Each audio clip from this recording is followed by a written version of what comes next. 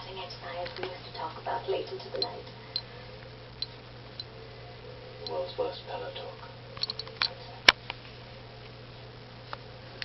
What are you gonna do?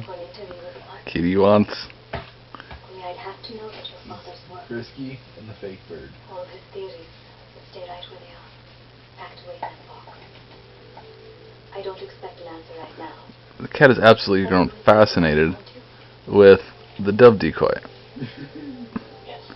I have a second dove decoy right up here. There he is. You can just see him.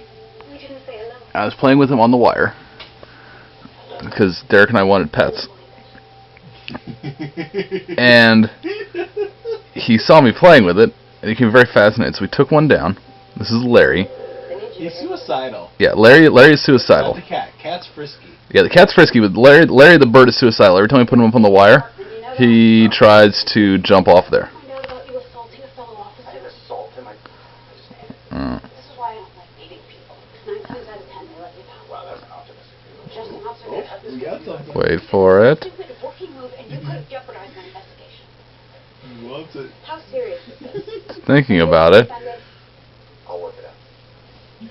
Did he deserve it? The bird is now attacking.